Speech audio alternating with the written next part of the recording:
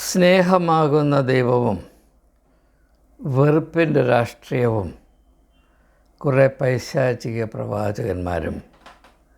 ഏവർക്കും നമസ്കാരം. കേരള രാഷ്ട്രീയത്തിലെ ഏറ്റവും ശ്രദ്ധേയമായ ഒരു പ്രത്യേകതയെപ്പറ്റിയാണ് ഹ്രസ്വമായി നാം ചിന്തിക്കാൻ ഉദ്ദേശിക്കുന്നത്. ഇന്ന് കേരളത്തിൽ വെറുപ്പിൻ്റെയും വിദ്വേഷത്തിൻ്റെയും രാഷ്ട്രീയം വളർത്തുന്നതിൽ ഈ വിഷച്ചെടി നട്ട് വളർത്തുന്നതിൽ മുൻപന്തിയിൽ നിൽക്കുന്നത് മെത്രാന്മാരാണ് എന്ന് പറയുമ്പോൾ അതിലടങ്ങിയിരിക്കുന്ന വെളിപ്പെടുത്തൽ, ആത്മീകമായ ഒരു വിരൽ ചൂണ്ടൽ എന്തെന്ന് പ്രത്യേകിച്ച് ക്രിസ്തീയ സമൂഹത്തിലുള്ള വിശ്വാസികൾ മനസ്സിലാക്കുന്നതിൽ പരാജയപ്പെട്ടു പോകരുത് എന്ന് എനിക്ക് നിർബന്ധമുള്ളത് കൊണ്ടാണ് ഈ വിഷയത്തെ നിങ്ങളുടെ ശ്രദ്ധയിൽപ്പെടുത്തുവാൻ ഞാൻ വീണ്ടും ശ്രമിക്കുന്നത്. ഇത് വ്യക്തിപരമായ ആരോടെങ്കിലും അതൃപ്തിയോ പരിഭവമോ പരാതിയോ ഉണ്ടായിട്ടല്ല. യേശുവിൻ്റെ പേര് പറഞ്ഞ് വലിയ സ്ഥാനമാനങ്ങളും അമിതമായ സാമ്പത്തിക നേട്ടങ്ങളും വിശ്വാസ സമൂഹത്തിലും അല്ല പൊതുസമൂഹത്തിലും മുഖ്യ ആസനങ്ങളും കൈപ്പറ്റുകയും ആസ്വദിക്കുകയും ചെയ്യുന്ന വ്യക്തികൾ അവരുടെ അല്പത്തരം കൊണ്ട് അല്ലെങ്കിൽ തുച്ഛമായ ലാഭനഷ്ട കണക്കുകളുടെ പ്രേരണയിൽ ക്രിസ്തുമാർഗത്തിൻ്റെ ആണിക്കല്ല് ഇളക്കുന്ന പരിപാടിയുമായി ഇറങ്ങുമ്പോൾ അതുകൊണ്ട് സംഭവിക്കാവുന്ന ഭീകരമായ നഷ്ടവും കഷ്ടവും ഒരു പരിധിവരെയെങ്കിലും ജനങ്ങളുടെ ബോധത്തിൽ പെടുത്തുക എന്നത് ഒഴിച്ചുകൂടാൻ പാടില്ലാത്തൊരു കർത്തവ്യമായതുകൊണ്ട് മാത്രമാണ് ഞാൻ ഈ വിഷയത്തെ പ്രതിപാദിക്കുവാൻ നിർബന്ധിതനായിത്തീരുന്നത്. ക്രിസ്തുമതം ദൈവത്തെ സ്നേഹമായി ലോകത്തിന് അവതരിപ്പിക്കുന്നു. ദൈവം സ്നേഹം തന്നെ. സ്നേഹത്തിൽ വസിക്കാത്തവൻ ദൈവത്തിൽ വസിക്കുന്നില്ല, ദൈവത്തെ അറിയുന്നില്ല എന്നതാണ് വേദപുസ്തകം വളരെ ശക്തമായി പ്രഖ്യാപിക്കുന്നത്. യേശു പിതാവായ ദൈവത്തിൻ്റെ സ്നേഹം ലോകത്തിന് അനുഭവവേദ്യമായി തീരത്തക്കവണ്ണം ഈ ലോകത്തിൽ കടന്നു വന്ന യോഹന്നാൻ തൻ്റെ സുവിശേഷത്തിൽ വളരെ വ്യക്തമായി പറഞ്ഞിട്ടുണ്ട്. 3-ാം അധ്യായത്തിൻ്റെ 16-ാം വാക്യം എന്നെ ശ്രവിക്കുന്ന ഒട്ടുമുക്കാലും ആളുകൾക്ക് മനഃപ്പാഠമാണ് എന്നതുകൊണ്ട് ഞാൻ ആ വാക്യത്തെ ആസ്പദമാക്കി കൂടുതലൊന്നും പറയാൻ ആഗ്രഹിക്കുന്നില്ല. ദൈവത്തിന് ഇഹലോകത്തോടുള്ള സ്നേഹത്തിൻ്റെ മൂർത്തിമത് ഭാവമാണ് പുത്രനായ യേശു എന്നാണ് ആ വാക്യം നമ്മെ അസന്നിഗ്ധമായി വിളിച്ച് അറിയിക്കുന്നത്. എന്ന് മാത്രവുമല്ല, കർത്താവായ യേശു ക്രിസ്തു പറയുന്നത്, ഞാൻ നിങ്ങൾക്ക് ഒരു കൽപ്പന മാത്രമേ തരുന്നുള്ളൂ, ഒരേ ഒരു കൽപ്പന, നിങ്ങൾ പരസ്പരം സ്നേഹിക്കണം. യഹൂദനെ സംബന്ധിച്ചിടത്തോളം ഏറ്റവും മുഖ്യമായി അവൻ അറിഞ്ഞ 2 കൽപ്പനയാണ്. അത് ആവർത്തന പുസ്തകത്തിൻ്റെ 6-ാം അധ്യായത്തിൻ്റെ 4-ാം ഭാഗം തൊട്ട് നമുക്കവിടെ കാണാവുന്നതാണ്. നിൻ്റെ ദൈവമായ യഹോവയെ പൂർണ്ണ ആത്മാവോടും പൂർണ്ണ ഹൃദയത്തോടും പൂർണ്ണ മനസ്സോടും പൂർണ്ണ ശക്തിയോടും സ്നേഹിക്കണം. 2-ാമത്തേത് അതിനോട് സമം നിൻ്റെ അയൽക്കാരനെ നിന്നെ പോലെ തന്നെ സ്നേഹിക്കണം. അപ്പോൾ സ്നേഹം സ്നേഹം സ്നേഹം പഴയ നിയമമാണെങ്കിലും പുതിയ നിയമമാണെങ്കിലും ദൈവത്തിൻ്റെ സ്വഭാവം അതാണ്. ദൈവത്തെ അറിയുന്നവർ സ്നേഹത്തിൽ മുതിരുവാൻ ദാഹിക്കുന്നവരായിരിക്കും. എന്നാൽ ഇതേ ദൈവത്തിൻ്റെ പേര് പറഞ്ഞ് ഒരു ജനസമൂഹത്തിൻ്റെ, ഒരു വിശ്വാസ സമൂഹത്തിൻ്റെ മുഴുവനും പ്രതീക്ഷയും വിശ്വാസവും ആർജിക്കുന്ന ഒരു പറ്റം ആളുകൾ ഇന്ന് വെറുപ്പ് രാഷ്ട്രീയത്തിൻ്റെ പ്രധാനപ്പെട്ട വക്താക്കളും ആ വിഷക്കനി വിളയുന്ന വിത്ത് കേരളത്തിൻ്റെ മണ്ണിൽ നട്ട് വളർത്തുവാൻ ഏറ്റവും കൂടുതൽ അധ്വാനിക്കുന്നവരുമായി ഇന്ന് പ്രത്യക്ഷപ്പെട്ടു വരുന്നുവെങ്കിൽ അത് നമ്മുടെ ഇടയിൽ സംഭവിച്ച അധഃപതനത്തിൻ്റെ വലിപ്പത്തെ, ഭീകരതയെ വിളിച്ചറിയിക്കുന്നതാണ്. എന്തുകൊണ്ട് ഇത് സംഭവിക്കുന്നു എന്ന് വിശ്വാസജനത്തിന് അല്പം നേരിയതായിട്ടെങ്കിലും ഒരറിവുണ്ടാകണം. എനിക്ക് ഏവരോടും പറയാനുള്ളത്, സ്നേഹിക്കുക എന്നത് എളുപ്പമുള്ള കാര്യമല്ല. രണ്ടാമത്, സ്നേഹിക്കുന്നതിൽ കൂടെ ആർക്കും ഭൗതികമായ വലിയ നേട്ടം കൈവരിക്കാൻ ഒരു കാലത്തും സാധിച്ചിട്ടില്ല. എന്ന് മാത്രവുമല്ല, പലപ്പോഴും സ്നേഹം ഒരു നഷ്ടക്കച്ചവടം തന്നെയാണ്. എന്നിട്ടും മനുഷ്യർ സ്നേഹിക്കണമെന്ന് സുപ്രധാനമായ കൽപ്പനയായി നൽകപ്പെടുവാൻ കാരണം മനുഷ്യൻ്റെ മനുഷ്യത്വത്തിൻ്റെ താക്കോലാണ് സ്നേഹം എന്നതുകൊണ്ടാണ്. സ്നേഹിക്കാത്തവൻ ദൈവത്തെ അറിയുന്നില്ല എന്നത് മാത്രമല്ല, സ്നേഹിക്കാത്തവൻ മനുഷ്യത്വത്തിലേക്ക് കാല് എടുത്ത് ചവിട്ടുവാനുള്ള യോഗ്യത പ്രാപിക്കുന്നില്ല. അതാണ് ഏറ്റവും നമ്മെ ദുഃഖിപ്പിക്കേണ്ട യാഥാർത്ഥ്യം. അപ്പോൾ അതിനെപ്പറ്റി ഒരു വ്യക്തത പ്രാപിക്കുന്നതിന് ഒന്ന് രണ്ട് കാര്യങ്ങൾ നിങ്ങളുടെ ശ്രദ്ധയിൽപ്പെടുത്താൻ താല്പര്യപ്പെടുകയാണ്. മനുഷ്യന് സ്വാഭാവികമായി വരുന്നത് സ്നേഹമെന്ന വികാരമല്ല, സ്വാർത്ഥതയാണ്. സ്വാർത്ഥതയുടെ പരിണിത ഫലമായിട്ട് മനുഷ്യൻ അവൻ്റെ സഹജീവിയെയും അയൽക്കാരനെയും അല്ല, അവൻ്റെ സഹോദരങ്ങളെ പോലും ശത്രുക്കളായി കാണും എന്നൊരു താക്കീതോടുകൂടിയാണ് വേദപുസ്തകം ആരംഭിക്കുന്നത് തന്നെ. കയീൻ എന്തുകൊണ്ടാണ് അവൻ്റെ കൂടപ്പിറവിയായ ഹാബേലിനെ കൊന്നത്? ഹാബേൽ അവനോട് എന്തെങ്കിലും അപരാധം ചെയ്തിട്ടോ അവൻ്റെ പുരോഗതിക്ക് തടസ്സമായി നിന്നിട്ടോ അല്ല. ഹാബേലിൻ്റെ സ്വാർത്ഥതയുടെ ആ അന്ധകാരത്തിൽ, ഇരുട്ടിൽ കൂടെ നോക്കിയപ്പോൾ സ്വന്തം സഹോദരൻ തൻ്റെ ശത്രുവായി അവൻ മനസ്സിലാക്കി. അതുകൊണ്ട് അവനെ ഇല്ലാതാക്കിയാൽ എനിക്ക് സമാധാനമായും സംതൃപ്തിയോടും ഈ ലോകത്തിലെ എല്ലാ അനുഗ്രഹങ്ങളുടെയും ഉടമയായി ഈ അനുഗ്രഹങ്ങൾ വേറെ ആരോടും പങ്കിടേണ്ട ദുരവസ്ഥയില്ലാതെ സ്വൈര്യമായി സല്ലപിക്കാം, അല്ലെങ്കിൽ അർമാദിക്കാം എന്ന ഒരു കണക്കൂട്ടലിലാണ് കയീൻ അത് ചെയ്തത് എന്ന് മനസ്സിലാക്കാൻ വലിയ പ്രയാസമുണ്ടാകേണ്ട കാര്യമില്ല. അപ്പോൾ മനുഷ്യൻ്റെ സ്വഭാവത്തിൽ സ്വതസിദ്ധമായുള്ളത് സ്നേഹമല്ല, സ്വാർത്ഥതയാണ്. സ്വാർത്ഥതയുടെ പ്രകടന സ്വഭാവമാണ് വെറുപ്പും വിദ്വേഷവും ശത്രുത്വവും അതിൽ നിന്നുദ്ഭവിക്കുന്ന അക്രമാസക്തിയുമെല്ലാം. അപ്പോൾ എവിടെയൊക്കെ സ്വാർത്ഥത നടമാടുന്നുവോ, എവിടെയൊക്കെ മനുഷ്യ സ്വഭാവത്തിൽ സ്വാർത്ഥത അതിൻ്റെ സുപ്രധാന നിയന്ത്രിക്കുന്ന ചാലക ശക്തിയായി പ്രവർത്തിക്കുന്നുവോ, അവിടെയൊന്നും സ്നേഹത്തിന് യാതൊരു സ്വീകാര്യതയും ഉണ്ടാകുവാൻ സാധ്യമല്ല. എന്ന് മാത്രവുമല്ല, അന്യരെ സ്നേഹിക്കുന്നത് അതിലെന്തെങ്കിലും നന്മയുണ്ട്, അല്ലെ ബുദ്ധിയുണ്ട്, അല്ലെങ്കിൽ എന്തെങ്കിലും അഭികാമ്യമായ അവസ്ഥയുണ്ട് എന്ന് സ്വീകരിപ്പാനോ മനസ്സിലാക്കുവാനോ സാധ്യമല്ല. അല്ലെങ്കിൽ കുറച്ചുകൂടി വ്യക്തമായി പറഞ്ഞാൽ, നിസ്വാർത്ഥമായ അന്യരെ സ്നേഹിക്കുന്ന വെറും മണ്ടത്തരമാണ്. ഇത് ഒരു അപകടം നിറഞ്ഞ മേഖലയാണ് എന്ന ഒരു ധാരണ മാത്രമേ സ്വാഭാവികമായി മനുഷ്യന് പ്രാപിപ്പാൻ കഴിയുകയുള്ളൂ. എന്നാൽ അങ്ങനെയുള്ള കാഴ്ചപ്പാടിൽ, അങ്ങനെയുള്ള ആന്തരികമായ അവസ്ഥയിൽ മനുഷ്യത്വത്തിൻ്റെ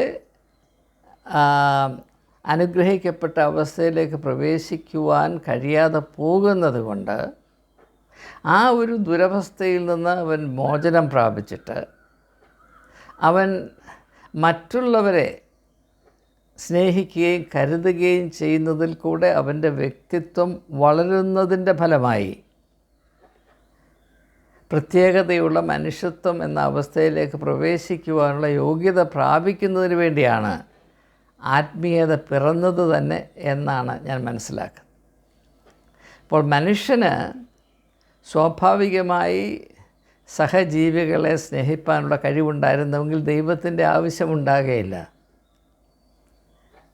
വേദപുസ്തകത്തിൽ നിന്ന് എനിക്ക് മനസ്സിലാക്കാൻ കഴിഞ്ഞിട്ടുള്ളത്, മനുഷ്യൻ്റെ സാർവലൗകികമായ അനുഭവങ്ങൾ മനസ്സിലാക്കാൻ ഞാൻ ശ്രമിച്ചിടത്തോളവും എനിക്ക് വെളിപ്പെട്ട് വന്നിട്ടുള്ളത്, മനുഷ്യനെ സ്നേഹമെന്ന അച്ചടക്കം പഠിപ്പിക്കുന്നതിന് വേണ്ടി അനിവാര്യമായൊരു സങ്കല്പമാണ് ദൈവസങ്കല്പം.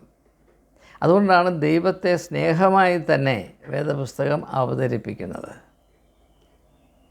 എന്നാൽ ഈ സ്നേഹം, അതായത് മനുഷ്യനെ അവൻ്റെ പരിമിതമായ സ്വാർത്ഥ താല്പര്യങ്ങളിൽ നിന്ന് വിടുവിച്ച് വിശാലമായ ഒരു യാഥാർത്ഥ്യ ബോധത്തിലേക്കും അതിൽ നിന്ന് ഉത്ഭവിക്കുന്ന ഉത്തരവാദിത്വ ബോധത്തിലേക്കും ഉയർത്തുവാൻ സഹായിക്കാൻ പര്യാപ്തമായ ഏക ഘടകം സ്നേഹമാണ്. അതുകൊണ്ടാണ് സ്നേഹമാണ് അഹിരസാരം ഊഴിയിൽ എന്ന കവി പറയുന്നത്. സ്നേഹത്തിൽ നൊദിക്കുന്നു, സ്നേഹത്താൽ വൃദ്ധി തേടുന്നു, സ്നേഹമാണ് അഖില സാരമൂഴിയിൽ. ഈ ലോകത്തിലെല്ലാറ്റിൻ്റെയും ഉള്ളടക്കം സ്നേഹമാണ്, എല്ലാറ്റിൻ്റെയും വിത്ത് സ്നേഹമാണ്, എല്ലാറ്റിൻ്റെയും ആരംഭവും അന്ത്യവും സ്നേഹമാണ് എന്ന് കവിതകൾ തന്നെ പാടുന്നത് എന്ന് നാം മനസ്സിലാക്കുക. അപ്പോൾ മനുഷ്യൻ അവൻ്റെ മനുഷ്യത്വത്തിലേക്ക് വളരുന്നതിൽ കൂടെ മാത്രമേ സ്നേഹത്തിൻ്റെ വിശാലതയിലേക്ക് പ്രവേശിക്കുവാനും അത് എപ്രകാരമൊക്കെ പ്രവർത്തിക്കണമെന്ന് മനസ്സിലാക്കുവാനും അവന് കഴിയുകയുള്ളൂ. അതുകൊണ്ട് തന്നെ നമുക്ക് മനസ്സിലാക്കാം, അല്പം പോലും മനുഷ്യത്വത്തിൽ വളർച്ച പ്രാപിക്കാത്ത വ്യക്തികൾ അവർ ഏത് വലിയ കസേരയിൽ കയറിയിരുന്നാലും, ഏത് മണിമാളികയിൽ താമസിച്ചാലും, ഏതെല്ലാം വേഷഭൂഷാദികളിട്ട് മിനുക്കി സമൂഹത്തിൻ്റെ കണ്ണിൽ പ്രത്യക്ഷപ്പെട്ടാലും അവർ മാനുഷികമായ അളവ് വെച്ച്, മനുഷ്യത്വത്തിൻ്റെ അളവ് പോലും വെച്ച് അളന്നാൽ അവർ വെറും കൃമികളും പുഴുക്കളുമാണ്. അങ്ങനെയുള്ളവർക്ക് സ്നേഹത്തിൻ്റെ മാഹാത്മ്യമോ പൊരുളോ മനസ്സിലാക്കുവാനോ അതിൻ്റെ അച്ചടക്കത്തെ സ്വീകരിപ്പാനോ സാധ്യമല്ല. അവർക്ക് ഏറ്റവും അഭികാമ്യമെന്നും അവരുടെ ലാഭത്തെയും അവരുടെ ഭാവിയെയും ഏറ്റവും സുരക്ഷിതമായി കാത്തുസൂക്ഷിക്കാൻ സഹായിക്കുന്ന ഘടകമെന്നും അവർക്ക് മനസ്സിലാക്കാൻ സാധിക്കുന്നത് സ്നേഹമല്ല, വെറുപ്പാണ്, വിദ്വേഷമാണ്, പകയാണ്, അക്രമമാണ്. അതുകൊണ്ട് യേശുക്രിസ്തു പറഞ്ഞതുപോലെ നിങ്ങളൊരു വൃക്ഷത്തെ അതിൻ്റെ ഫലം കൊണ്ട് തിരിച്ചറിയണം. ഇപ്പോൾ ഇന്ന കസേരയിൽ കയറിയിരിക്കുന്ന ഒരു വ്യക്തി അവൻ മാന്യനാണോ അതോ നിന്ദ്യനാണോ? അവൻ നല്ലവനാണോ തീയവനാണോ? അവൻ ആത്മീയനാണോ ലൗകികനാണോ? അവൻ മനുഷ്യനാണോ മൃഗമാണോ എന്ന് തീരുമാനിക്കേണ്ടത് ആ വ്യക്തി അല്ലെങ്കിൽ ആ വ്യക്തികൾ പുറപ്പെടുവിക്കുന്ന ഫലം എന്താണ് എന്നതിനെ ആസ്പദമാക്കിയാണ്. ഇപ്പോൾ ഒരു വ്യക്തി ഒരു മെത്രാനായി ചുമതലയേറ്റു. അന്ന് മുതൽ അവൻ വെറുപ്പിൻ്റെ വർഗീയതയും വെറുപ്പിൻ്റെ രാഷ്ട്രീയവും അവനെ അനുഗമിക്കുവാൻ ശപിക്കപ്പെട്ട ജനത്തിൻ്റെ മനസ്സിൽ കുത്തിവെച്ചുകൊണ്ടിരുന്നാൽ അവൻ ബിഷപ്പാണോ അതോ വേറെ വല്ല ഷോപ്പാണോ എന്ന് നിങ്ങൾ ചിന്തിക്കേണ്ടി വരും. അങ്ങനെ പ്രവർത്തിക്കുവാൻ മാത്രം കഴിവുള്ളൊരു വ്യക്തിയുടെ അവസ്ഥ എന്താണ് എന്ന് ചോദിക്കേണ്ട കടമ ഓരോരുത്തർക്കുമുണ്ട്. മനുഷ്യനെ പരസ്പരം വെറുപ്പിക്കുന്നതിൽ, തമ്മിൽ അടുപ്പിക്കുന്നതിൽ അവരുടെ ദൗത്യം കണ്ടെത്തുന്ന വ്യക്തികൾ അവർ ഏത് ദൈവത്തെയാണ്, ഏത് പിശാചിനെയാണ് ആരാധിക്കുന്നത്, അനുധാവനം ചെയ്യുന്നത് എന്ന് ചോദിക്കേണ്ടി വരും. അങ്ങനെ ചോദിക്കുന്നത് മറുതലിപ്പല്ല, പിന്നെയോ കടമയാണ്. ആത്മാവിൻ്റെ ഒരു പ്രത്യേകമായ കഴിവ് ഇങ്ങനെയുള്ള വിവേചന ശക്തി മനുഷ്യർക്ക് നൽകുക എന്നുള്ളതാണ്. നാം ആദരിക്കേണ്ടത് കസേരകളെയല്ല, വ്യക്തിത്വങ്ങളെയാണ്. വ്യക്തിത്വങ്ങളിൽ നിന്ന് ന്യായമായി നമുക്ക് പ്രതീക്ഷിക്കുവാൻ അർഹതയുള്ള ചില കാര്യങ്ങളുണ്ട്. അതിൽ സുപ്രധാനമായത്, അല്ലെങ്കിൽ അതെല്ലാം അടങ്ങുന്നത്, ആ വ്യക്തികൾ ഏത് വിധത്തിൽ യേശു നൽകിയ മാതൃകയെ സ്വീകരിക്കുന്നു, അനുധാവനം ചെയ്യുവാൻ ശ്രമിക്കുന്നു എന്നുള്ളതാണ്. ആ ഒരു വെളിച്ചത്തിൽ ഇന്ന് കേരളത്തിലുള്ള ക്രിസ്തീയ മത നേതാക്കന്മാരുടെ നിലപാടും പ്രവർത്തന രീതിയും നിങ്ങൾ പരിശോധിച്ചാൽ നെഞ്ചത്ത് കൈവച്ച് പറയൂ, നിങ്ങൾ ഇവരെ പറ്റി എന്ത് വിചാരിക്കുന്നു? ഇവർ ആരെ അനുധാവനം ചെയ്തുകൊണ്ടാണ് ഈ വെറുപ്പിൻ്റെ രാഷ്ട്രീയം കേരളത്തിൻ്റെ മണ്ണിൽ വിതയ്ക്കാനായി ഇത്രമാത്രം തത്രപ്പെടുന്നത്? ഇവരുടെ ദൗത്യം എന്താണ്? ഇവരുടെ ആത്മീയമായ കാഴ്ചപ്പാടും നിലപാടും എന്താണ്? ഇവർ വേദപുസ്തകത്തിലെ ഏത് പുസ്തകത്തെ, ഏത് അധ്യായത്തെ, ഏത് വാക്യത്തെ ആസ്പദമാക്കിയാണ് ഇപ്പോൾ തിരഞ്ഞെടുത്തിട്ടുള്ള പാതയിൽ സഞ്ചരിക്കുന്നത്? ഇതിനെപ്പറ്റി ഒരു ഉത്തരം പ്രാപിപ്പാൻ എല്ലാ വിശ്വാസിക്കും ആവശ്യമുണ്ടെന്ന് മാത്രമല്ല, അവകാശവും അധികാരവുമുണ്ട്. കാരണം ഈ അധികാരവർഗത്തെ ഇങ്ങനെ തീറ്റിപ്പോറ്റി ഊതി വീർപ്പിച്ച് നിർത്തിയിരിക്കുന്നത് പാവപ്പെട്ട വിശ്വാസജനമാണ്. നിങ്ങളും ഞാനും വിയർപ്പൊലിച്ച് അധ്വാനിച്ച ഫലത്തിൽ നിന്ന് നാം കൊടുക്കുന്ന ദൈവത്തിൻ്റെ വേലയ്ക്ക് എന്ന് നമ്മെ തെറ്റിദ്ധരിപ്പിച്ച് നമ്മളിൽ നിന്ന് ആഴ്ചതോറും മാസങ്ങൾ തോറും നിർബന്ധമായി പിടിച്ചു പറ്റുന്ന സമ്പാദ്യം കൊണ്ടാണ്, തുക കൊണ്ടാണ്, സമ്പത്ത് കൊണ്ടാണ് ഇവർ അർമാദിക്കുന്നത് എന്ന് മറന്നു പോകരുത്. അതുകൊണ്ട് തന്നെ നമ്മളുടെ ചോദ്യങ്ങൾക്ക് ഉത്തരം പറയുവാൻ ഇങ്ങനെയുള്ളവർ കടമയുള്ളവരാണ്. പക്ഷേ അവർ സ്വേച്ഛാധിപതികളായിട്ടാണ് പ്രവർത്തിക്കുന്നത്. സാധാരണ വിശ്വാസികളെ കാണുമ്പോൾ ഇങ്ങനെയുള്ളവർക്ക് പുച്ഛമാണ്. അവരുടെ മുൻപിൽ ഓച്ഛാനിച്ച് നിൽക്കാൻ മാത്രം അവകാശമുള്ള കന്നുകാലികളും ആടുകളും മൃഗങ്ങളുമാണ് നമ്മൾ എന്ന ഒരു ധാരണ മാത്രമേ ഇവർക്കുള്ളൂ. കാരണം എന്താണ്? അവർ അത്രമാത്രം വ്യക്തിത്വത്തിൽ വളർച്ചയില്ലാത്തവരാണ്. ആ ശോചനീയമായ അവസ്ഥയാണ് നാം മനസ്സിലാക്കേണ്ടത്. അതുകൊണ്ട് അങ്ങനെയുള്ള ആളുകളിൽ നിന്ന് ഞാൻ മറ്റുള്ളവരെ സ്നേഹിക്കുമെന്നോ അല്ലെങ്കിൽ ശത്രുക്കളെ സ്നേഹിക്കുമെന്നോ അങ്ങനെയുള്ള ഉദാത്തമായ അത്യുന്നതമായ ആദർശങ്ങൾ യേശു നൽകി അതിനെപ്പറ്റി ഒരു അല്പം പോലും വിശ്വാസമോ വിലമതിപ്പോ ഇങ്ങനെയുള്ള ആളുകളിൽ നിന്ന് ഞാൻ പ്രതീക്ഷിക്കുന്നില്ല. ഇത് നാം വ്യക്തമായി അറിയേണ്ടത്, ഇങ്ങനെയുള്ള ആളുകളാൽ തെറ്റിദ്ധരിപ്പിക്കപ്പെട്ട് ദുർമാർഗത്തിൽ ആനയിക്കപ്പെട്ട് ഒരു വിശ്വാസം അവരുടെ ഭാവി നന്നേ നശിപ്പിക്കാതിരിക്കേണ്ടതിന് വേണ്ടിയാണ്. നമ്മെ അപകടത്തിലേക്ക് അനുദിനം വഴി നടത്തുന്ന ഈ ഒരു കൂട്ടം ആളുകൾ അങ്ങനെ ചെയ്യുന്നത് അവരുടെ കാര്യസാധ്യത്തിനും അവരുടെ തൊലി സംരക്ഷിക്കുന്നതിനും അവർക്ക് തലവേദനയില്ലാതെ സമാധാനത്തോട് കിടന്ന് അന്തി ഉറങ്ങുന്നതിനുമാണ്. അല്ലാതെ ആത്മീയമോ ഉദാത്തമായതോ ആയ ഏതെങ്കിലും ലക്ഷ്യമവർക്കുണ്ട് എന്ന് വിശ്വസിക്കുവാനോ ചിന്തിക്കുവാനോ യാതൊരു അടിസ്ഥാനവും ഇല്ല തന്നെ.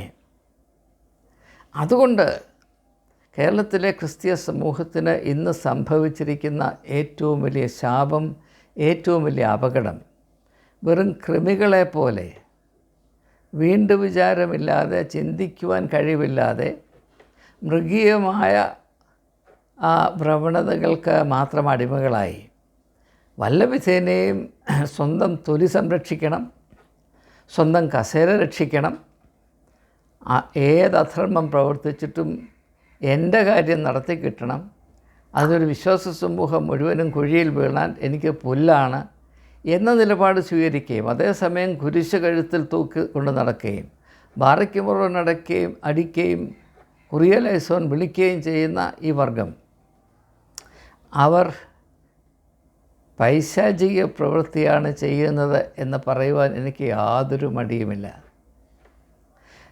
കേരളത്തിലെ ക്രിസ്തീയ സമൂഹം, ഭാരതത്തിലെ ക്രിസ്തീയ സമൂഹം വളരെയധികം പ്രതിസന്ധികളിൽ കൂടെ കടന്നു പോകുകയാണ്. ഈ സമയത്ത് യേശുവിൻ്റെ ആദർശങ്ങളെ പരിപൂർണമായി വിശ്വസിച്ച് സധൈര്യം ഒരു വിശ്വാസ സമൂഹത്തെ നേരിൻ്റെ വഴിയിൽ, സത്യത്തിൻ്റെ വഴിയിൽ, സ്നേഹത്തിൻ്റെ വഴിയിൽ, നീതിയുടെ വഴിയിൽ നടത്തുക എന്നതാണ് അജപാലക ശുശ്രൂഷയുടെ അനിവാര്യ കടമയായി നാം മനസ്സിലാക്കേണ്ടത്. അതിനു പകരം ഈ പ്രതിസന്ധിയുടെ കാലഘട്ടത്തിൽ ജനങ്ങളെ ഏറ്റവും സമൃദ്ധമായി വഴിതെറ്റിക്കുകയും അവരുടെ ആത്മീയ പൈതൃകത്തെ വെറും ചാണകവും കുറ്റിച്ചോറുമാക്കി മാറ്റിക്കൊണ്ട് സ്വന്തം പൃഷ്ഠം മാത്രം സംരക്ഷിക്കുവാൻ ലാക്കാക്കി നടത്തുന്ന ഈ മാമാങ്കങ്ങൾ ഏറ്റവും അപലപനീയമാണ് എന്ന് പറയാതിരിക്കാൻ യാതൊരു നിവൃത്തിയുമില്ല. ഇനി ഒരു കാര്യം കൂടെ സൂചിപ്പിക്കാൻ നിർബന്ധിതമായതുകൊണ്ട് ഞാൻ പറയുകയാണ്. ഞാൻ അല്പസമയം മുൻപ് സൂചിപ്പിച്ചതുപോലെ വെറുപ്പിൻ്റെയും വിദ്വേഷത്തിൻ്റെയും രാഷ്ട്രീയമാണിപ്പോൾ കേരളത്തെ കടന്നാക്രമിച്ചുകൊണ്ടേയിരിക്കുന്നത് എന്ന് ഞാൻ സൂചിപ്പിച്ചുവല്ലോ. അതിൻ്റെ ഒന്ന് രണ്ട് ഉദാഹരണങ്ങൾ നമ്മുടെ മുൻപിൽ ഇപ്പോൾ നിന്ന് തീ പോലെ കത്തുന്ന ഉദാഹരണങ്ങൾ. അനിൽ ആൻ്റണി സംഘപരിവാറിലേക്ക് ചേക്കേറിയ ശേഷം ആ കുടുംബം വളരെ ആദരണീയമായ കുടുംബം, ദീർഘനാളുകൾ ആദർശങ്ങളെ ആശ്രയിച്ച് ജീവിച്ച ഒരു കുടുംബം, ഒരു മാതൃകാ രാഷ്ട്രീയ കുടുംബം ഇന്ന് കോഴി കയറിയ ചീരക്കളം പോലെ നാനാവിധമായി പോയിരിക്കുന്നു. അപ്പനും മകനും പരസ്യമായി പരസ്പരം അപലപിക്കുകയും ശത്രുക്കളെ പോലെ പെരുമാറുകയും ചെയ്യുകയാണ്. അപ്പനല്ല മകൻ. അപ്പൻ ഒന്നും കോൺഗ്രസ് സ്ഥാനാർത്ഥി ജയിക്കണമെന്ന് പറഞ്ഞതല്ലാതെ അനിൽ ആൻ്റണി ജയിക്കുന്നത് കേരളത്തിൻ്റെ ആവശ്യമാണ് എന്ന സത്യം, അത് സത്യമാണ്, അത് വസ്തുതയാണ്.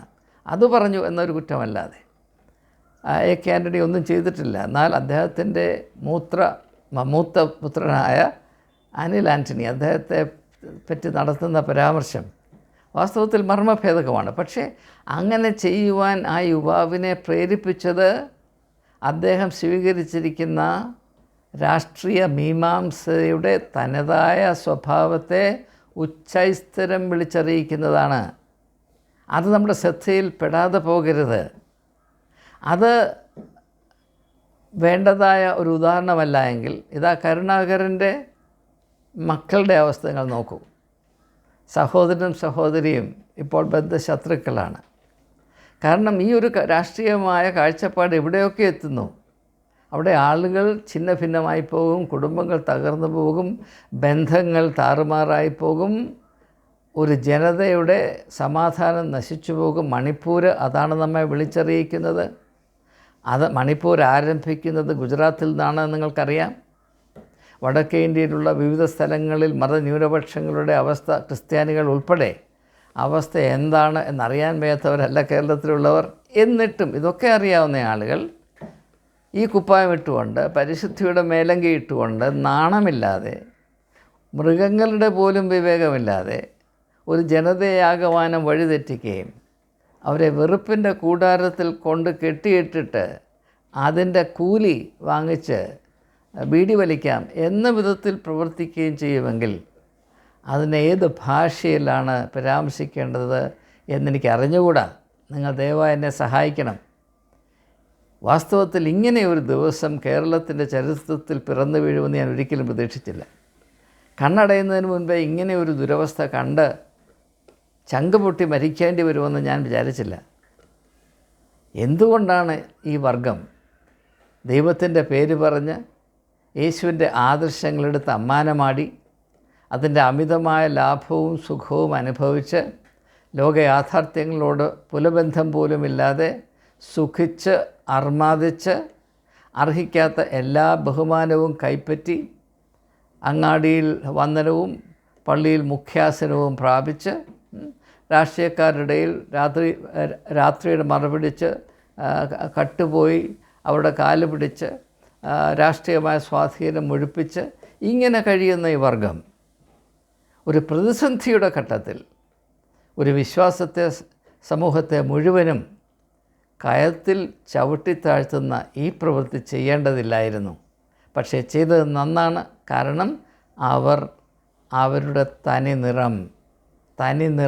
തനിനിറം ഇതാ വെളിപ്പെടുത്തിയിരിക്കുന്നു.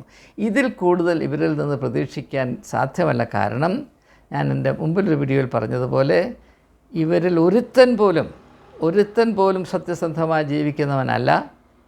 ഇവർ മുഴുവനും കള്ളപ്പണം ഉണ്ടാക്കുന്നവരും കള്ളപ്പണം വെളുപ്പിക്കുന്നവരും സാമ്പത്തികമായ ഭീകരമായ കുറ്റങ്ങൾ അനുദിനം ചെയ്യുന്നവരുമാണ്. അതുകൊണ്ട് അവർക്ക് ഭരണത്തിലിരിക്കുന്നവരെ ഭയന്ന് മാത്രമേ നിൽക്കാൻ സാധ്യമാകുകയുള്ളൂ. രണ്ട് ചെറിയ ഉദാഹരണങ്ങൾ പറയുമ്പോൾ അത് മനസ്സിലാകും. നടൻ ദിലീപിൻ്റെ കേസിൽ ദിലീപിന് ജാമ്യം കിട്ടാനായി നീതിന്യായ വ്യവസ്ഥിതിയെ സമീപിക്കാനായി അനധികൃത ശ്രമം നടത്തിയതിൽ ഒരു ബിഷപ്പിൻ്റെ പേരുണ്ട്. നിങ്ങൾ മനസ്സിലാക്കണം. ഇവിടെ തിരുവനന്തപുരത്ത് EDയുടെ അന്വേഷണ വിധേയമായ ചർച്ച് ഓഫ് സൗത്ത് ഇന്ത്യയുടെ മോഡറേറ്ററുണ്ട്. അദ്ദേഹം ഭരണത്തിൽ തുടരാനുള്ള കുതന്ത്രം ഏതായാലും കോടതി ഇടപെട്ട ജനത്തെ അദ്ദേഹത്തിൽ നിന്ന് രക്ഷിച്ചു. ആലഞ്ചേരിയുടെ കഥ അറിയാം, KP യോഹന്നാൻ്റെ കഥ അറിയാം. ഇവരൊക്കെ ED പോലും നിർവീര്യമാക്കാൻ പ്രാപ്തിയുള്ളവരാണ്. അവർ അത്രമാത്രം പണമിട്ട് കൈകാര്യം ചെയ്യുന്നുണ്ട്. ഫ്രാങ്കോ മുളയ്ക്കലിൻ്റെ കഥ നിങ്ങൾക്കറിയാം. ഫ്രാങ്കോ മുളയ്ക്കൽ ശിക്ഷാർഹനാണ് എന്നറിയാത്ത ഒരു പിഞ്ചു പൈതൽ പോലും കേരളത്തിലില്ല. ഞാൻ അനേക കത്തോലിക്ക വിശ്വാസികളോടും പുരോഹിതന്മാരോടും ഇക്കാര്യം സംസാരിച്ചിട്ടുണ്ട്. അവരെല്ലാവരും എന്നോട് പറഞ്ഞിട്ടുള്ളത് അദ്ദേഹം തീർച്ചയായും ഇതിൽ കുറ്റാരോപിതൻ മാത്രമല്ല, ഈ കുറ്റം ചെയ്തിട്ടുണ്ട് എന്ന് ഞങ്ങൾ വിശ്വസിക്കുന്നു. പക്ഷേ അവരെ പോലെ ഞാനും കോടതി പറഞ്ഞത് ആത്യന്തികമായി സ്വീകരിച്ച് ഇങ്ങനെ കഴിയുകയാണ്. കോടതിയും അദ്ദേഹം കുറ്റം ചെയ്തിട്ടില്ല എന്ന് പറഞ്ഞിട്ടില്ല, കുറ്റം തെളിയിക്കുന്നതിൽ പ്രോസിക്യൂഷൻ പരാജയപ്പെട്ടു എന്ന് മാത്രമേ പറഞ്ഞിട്ടുള്ളൂ.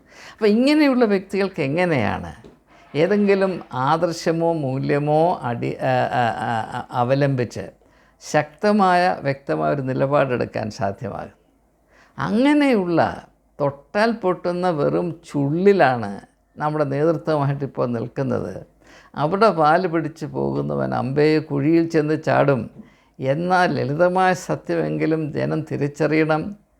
അതുകൊണ്ട് അവർക്ക് എന്തെങ്കിലും നന്മ വരട്ടെ എന്ന ഒരേ ഒരു ഉദ്ദേശത്തിലാണ് ഈ ഒരു യാഥാർത്ഥ്യത്തെ നിങ്ങളുടെ ശ്രദ്ധയെ ഞാൻ പെടുത്തുന്നത്. എനിക്ക് രാഷ്ട്രീയമായ യാതൊരു താല്പര്യവും ഈ വിഷയത്തിലില്ല. ഞാൻ രാഷ്ട്രീയത്തിൽ പങ്കെടുക്കുന്ന വ്യക്തിയുമല്ല. എന്നാൽ സത്യത്തിനും നീതിക്കും വേണ്ടി നിലകൊള്ളുക എല്ലാ മനുഷ്യരുടെയും കടമയാണെന്ന് ഞാൻ വിശ്വസിക്കുന്നു. ആ കടമ നിർവഹിക്കാൻ തത്വപ്പെടുന്ന ആളുകളിൽ ഒരു വ്യക്തി, സാധാരണക്കാരനായ വ്യക്തി മാത്രമാണ് ഞാൻ. ചില കാര്യങ്ങൾ വ്യക്തമായി മനസ്സിലാക്കാൻ കഴിയുന്നത് കൊണ്ട് അത് മറ്റുള്ളവരുമായി പങ്കിടുന്നതിൽ എനിക്ക് ചുമതലയുണ്ട് എന്നതുകൊണ്ടും ഞാൻ ആ കർത്തവ്യം നിർവഹിച്ചുകൊണ്ടേയിരിക്കുന്നുവെന്ന് മാത്രം. അതുകൊണ്ട് കേരളത്തിലെ ക്രിസ്തു മതത്തിൻ്റെ ചുക്കാൻ പിടിച്ചുകൊണ്ടിരിക്കുന്ന ആളുകൾ ക്രിസ്തുവിൻ്റെ എല്ലാവിധമായ ആശയങ്ങളെയും ആദർശങ്ങളെയും മൂല്യങ്ങളെയും 100% കുപ്പക്കുഴിയിൽ വലിച്ചെറിഞ്ഞിട്ട് സ്വാർത്ഥ താല്പര്യ സംരക്ഷണ കോപ്പറേറ്റീവ് സൊസൈറ്റി ആയിട്ട് ഇപ്പോൾ സഭകളെ വലിച്ചിഴച്ചു കൊണ്ടു നടക്കുന്ന ഈ ദുരവസ്ഥ കാണേണ്ടി വന്നല്ലോ എന്ന ദുഃഖം അതിന് ചില വാക്കുകൾ നിങ്ങളുമായി പങ്കിട്ടു. ക്ഷമിക്കണം.